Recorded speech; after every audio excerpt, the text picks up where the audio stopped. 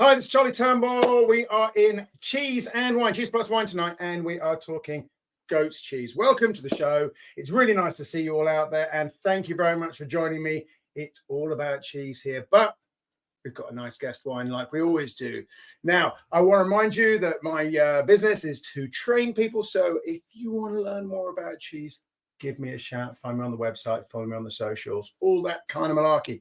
Okay, what wine have we got?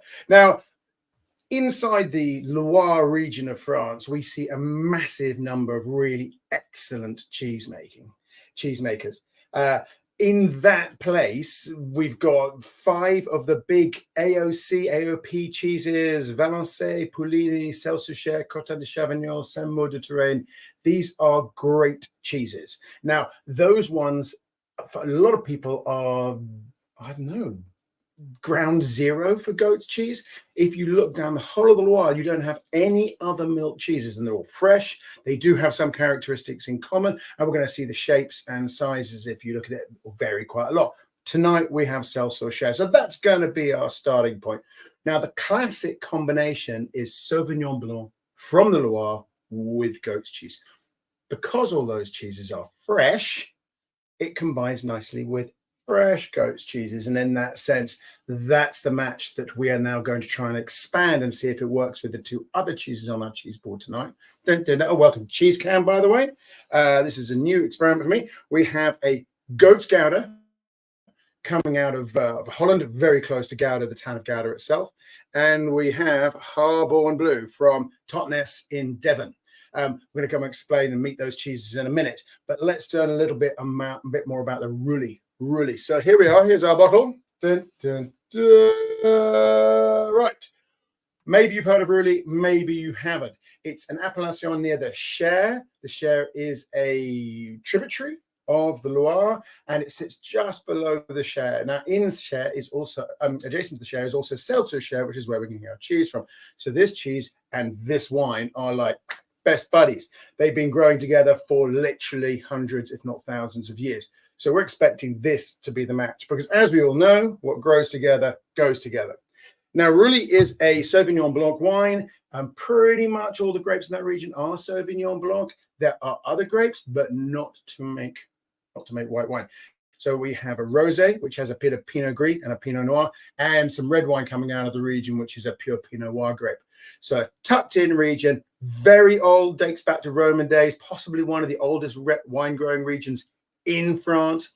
Had a little bit of a renaissance during the Renaissance. The Duc de Sully, that sounds like I don't know, he sounds like sort of Disney character, isn't it? Duc de Sully.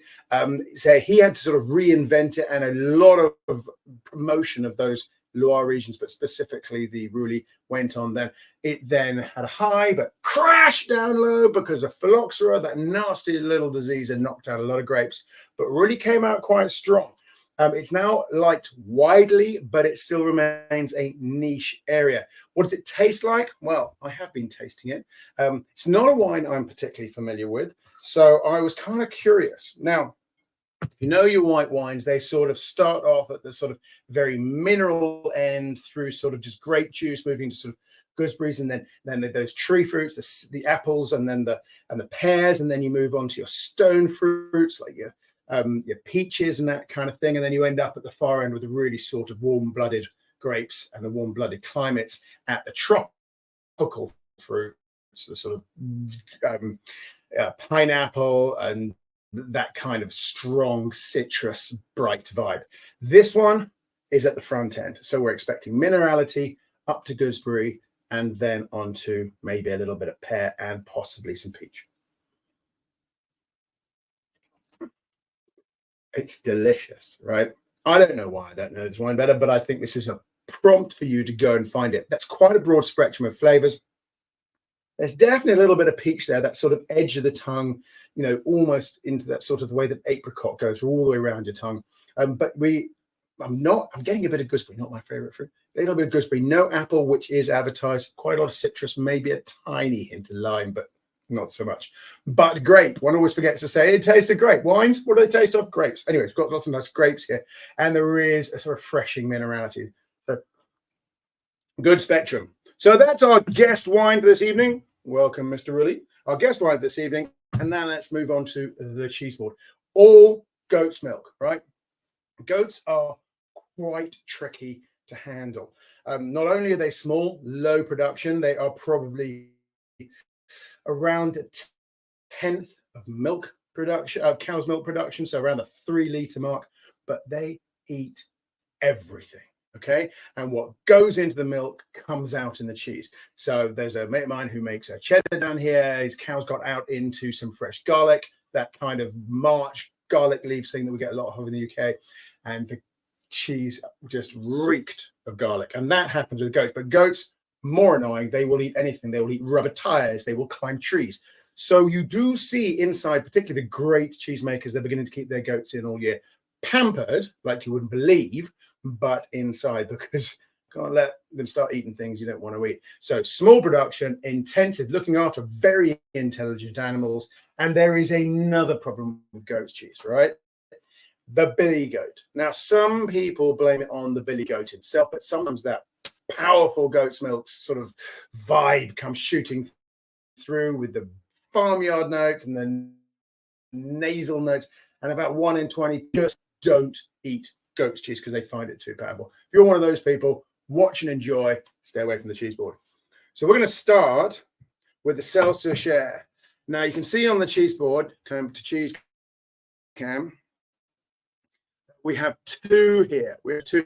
They are the same cheese from the same producer, but one is a little harder. Can you see? Right, I'm just going to see if we can swap over to give the cheese board the whole day.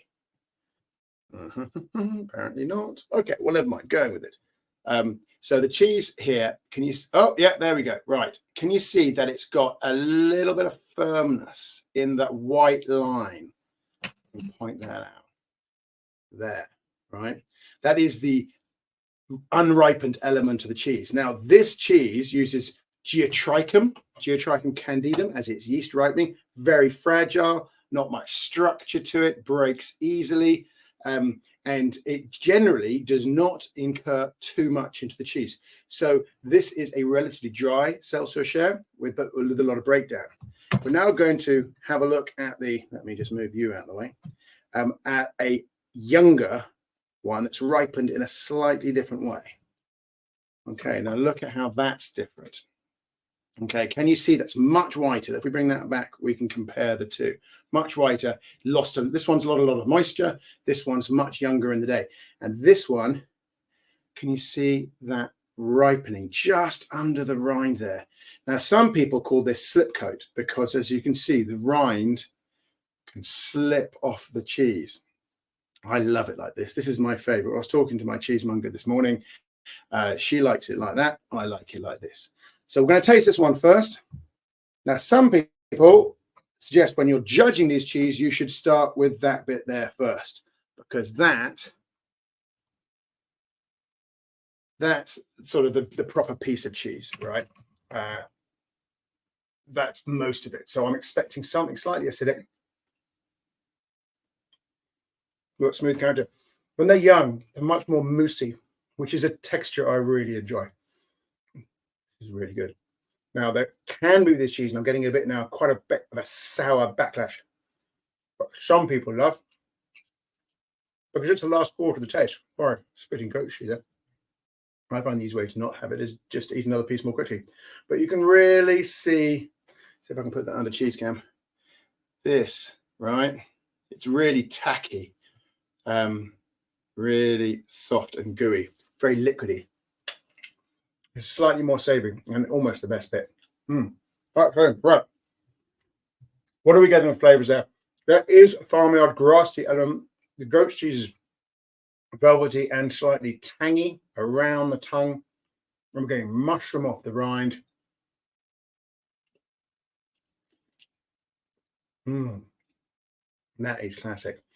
It's probably 4 to 5 days older than the mousse bit that I'm talking about. This cheese kicks off at 11 days and is finished by about 40. At 40, your cheese is not so nice. So I'm guessing that this one is probably sitting about that 22, 24 days. Very nice. So I'm going to have a little more of that. And this time we're going to bring our guest wine in. Mr. Wine, what would you like? Mm-hmm.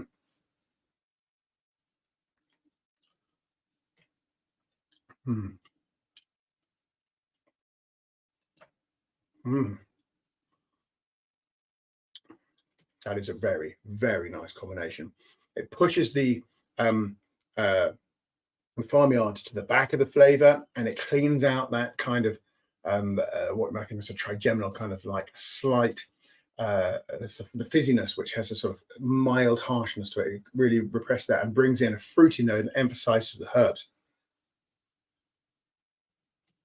And it makes, it happens quite a lot, this makes the wine slightly creamier without losing the flavor, which is delicious.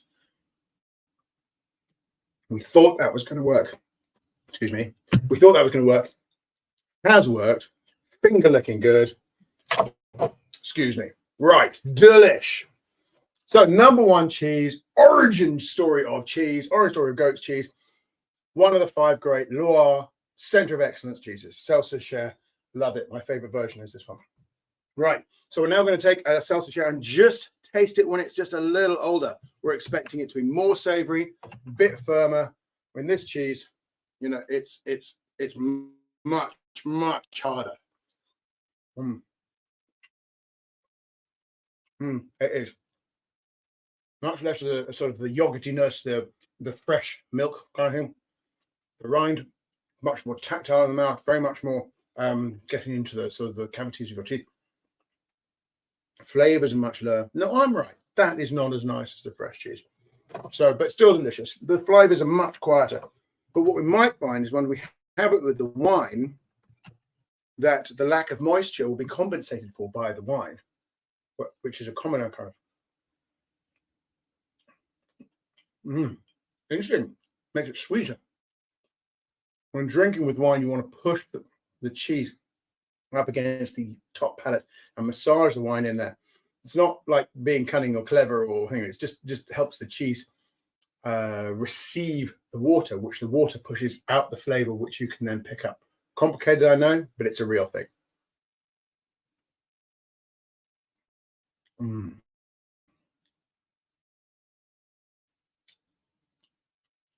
Cheese is still quite quiet. Stick with plan A. Go for a younger Selles-sur-Cher. Nicer. Charlie T says that. Right. So there we are with our early sort of base rate cheese and goat's mash, goat's cheese and wine matching. And let's just think for a moment. Every time someone says to you, cheese goes with red wine, every cheese has its own set of partners. A lot of cheeses do not pair best with red wine, and goat's cheese is a classic. Or at least fresh goat's cheese is a classic. Now, I'm going to take the Gouda next. This cheese is from the Landana dairy, which is about 3 miles from the town of Gouda itself in Holland. It's a small cheese relative to Gouda's. This is probably about a half-size cheese. If I bring it up to that camera, you might see it better. So it's 3 kilos compared to 6, which you might find normally. Gouda's can get very much larger than that. Now, Gouda is a class all on its own. In fact, it's a class act all on its own. And just to demo how they matured, can you see that? So all Goudas will have some sort of coat on. Now, this is Plasticoat.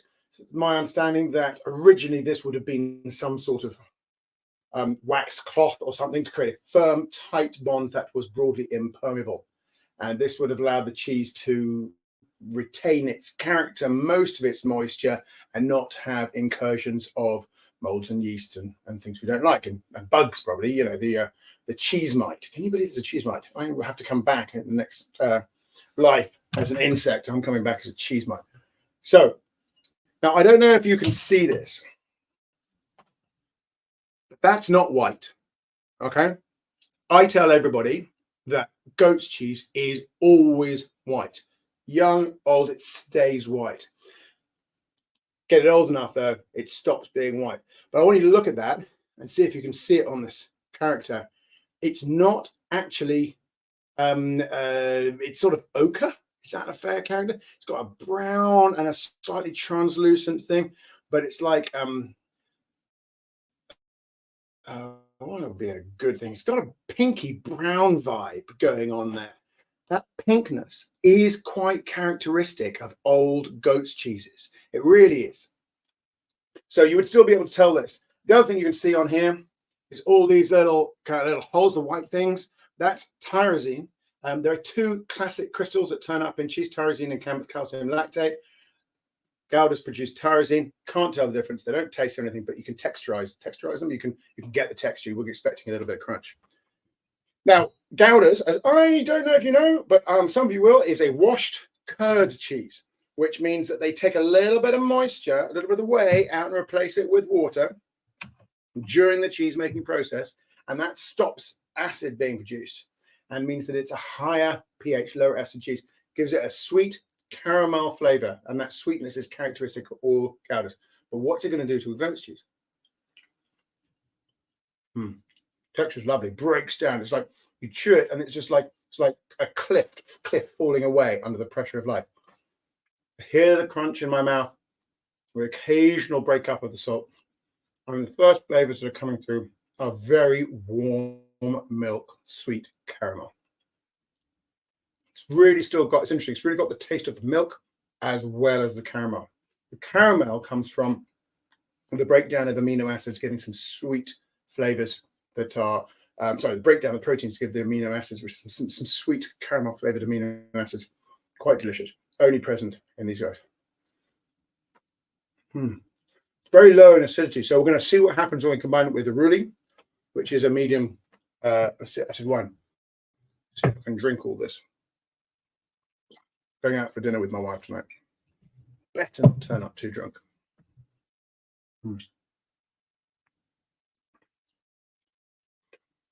Really brings out the fruit. Really brings out the fruit. I'm getting a lot of pear now.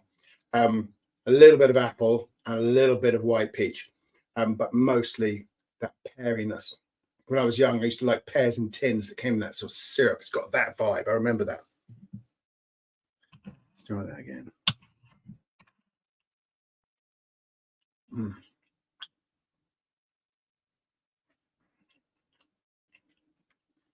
That's so interesting. Complete transformation of the flavors. Although I very much like the goat's cheese, this has got a real end of evening vibe. It's like the room is slightly warmer eating this. Eating the goat's cheese, it's almost the fresh Selles-sur-Cher. It's almost like you're in on a spring day. Here, you're much more sitting in an autumnal day where you can see the sun coming in at sort of 6 o'clock, but the windows need to be shut and it's rather nice. A beautiful sunset. That's delicious. I have to say that improves the cheese no end. Cheese is a bit blunt, very good, very enjoyable, but it's sort of spreads the flavor and give much more nuance with the wine. That is good. That is now better for me than the classic. Interesting. The wine has gone into a completely different cheese style, but it's still working well. White wine really works. Okay, the last one up. We have Harbourne blue cheese, hopping the channel, heading right down to the West Country. We're now in Devon near Totnes, which faces over the sort of bottom of the English Channel. And it's a cheese that used to be made by Robin Congdon, and it has one of three classic cheeses, all made in a Roquefort style. We have a cow's milk called Devon Blue. We have a goat's milk called Harbourne Blue, and a sheep's milk called Beanley Blue. They're now made by Ben Harris. The cheeses have been made for 30 years. They're all sort of that big. Let's get it up here. Can we see that? Dun, dun, dun. That camera is focusing much better this week. Absolutely. Right. We are seeing that real classic whiteness that is so characteristic of goat's milk. The blue is in there, but it's a very mineral blue, like like each one is a cleft in a rock. And the blue is relatively light. Now, when you look to blue, to Penicillium roqueforti in cheese, you want it to break down the paste. But I think I'm going over to cheese cam here. Come on, cheese cam. Right, it'll be there in a second when it is. Oh, here we go. Right. So I'm going to break this open and we're going to see that this crumbly texture, as soon as it is going to, can you see that? It's like rock. So it's crumbly in there.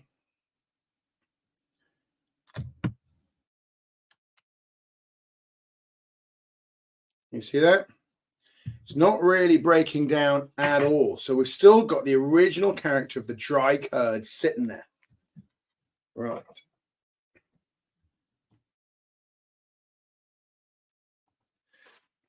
Now, I like it broken down, so I'm not sure how much I'm going to go with this. This is a cheese I actually haven't tasted for 10 years. I just stock it like my shop. Right, pay attention. You got the sweet velvet in the goat's milk initially, then quite a heavy salt kick. The curd breaks up in my mouth, becomes a paste, but with little hard bits. It retains the sweetness, but the salt is quite significant, which is, you know, characteristic of Roquefort. And then the blue, it's not so much mushroom, but it is spicy. It is spicy, and the spiciness comes together with the curd. And there is definitely a sweetness in there. Not savory, more sweet. There is some savory, but the sweetness is present. It's good. It's got minerality, which I like. But is it enough? Is it enough? Well, there is a great bit of taste logic that says adding flavor through wine, through drinks, should expand it and make it inflate in that sense. So we're going to try that. So I'm going to get a bit of this.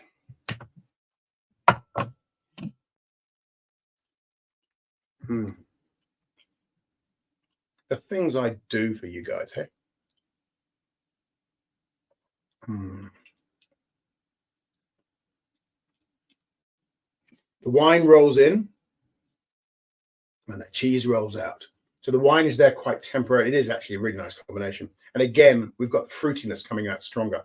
There is fruit in blue. You'd often get that a lot. Some slightly fermented fruit, maybe an eau de vie kind of vibe. And the fruit in the wine is emphasizing that. The cheese is slightly dry.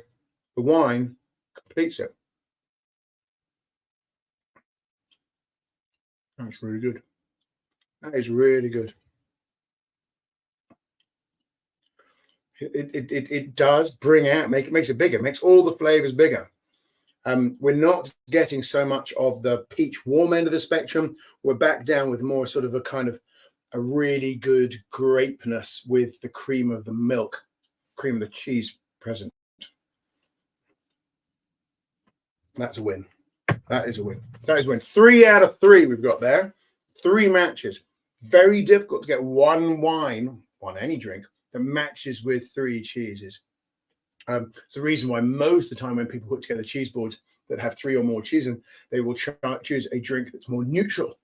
So that because you don't have that capacity generally with the wine that pairs well with one that doesn't reject another really strongly. But if you stand back and allow a drink that's kind of just a friendly drink, can really pick up everything, can really be present with all the cheeses. But I think, and I love this, is that we've got a wine that pairs with all 3 cheeses on the cheese board. So, Mr. Guest Wine, Mr. Reuilly, you're a winner. Dun, dun, dun. Go buy this wine. Absolutely delicious. This is Denise Jamais. I'm sorry if I butchered that. But really good. Nice small wine region. Goes beautifully with cheese, goat's cheeses of almost every kind. To remind you what we've got there, we've got the Selles-sur-Cher, young, fresh. You can go for the slightly firmer style that we did. Not my style, but we can go the younger with that creamy edge. I used to call it cream cheese and a cheese sauce. Absolutely delicious.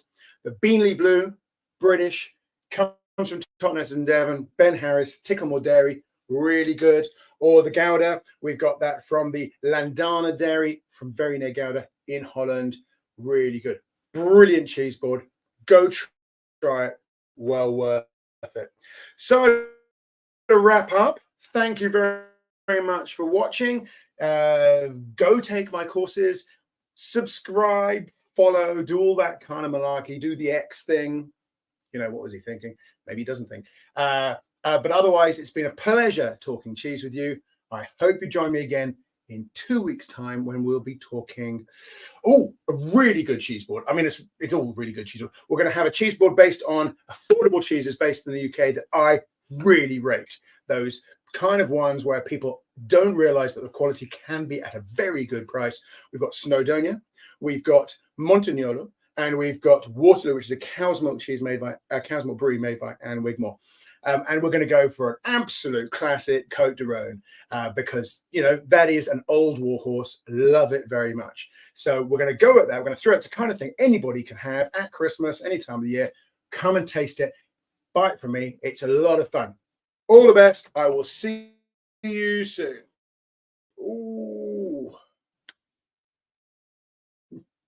Come on, machine. You can do this. It's not playing. All right. I'm just going to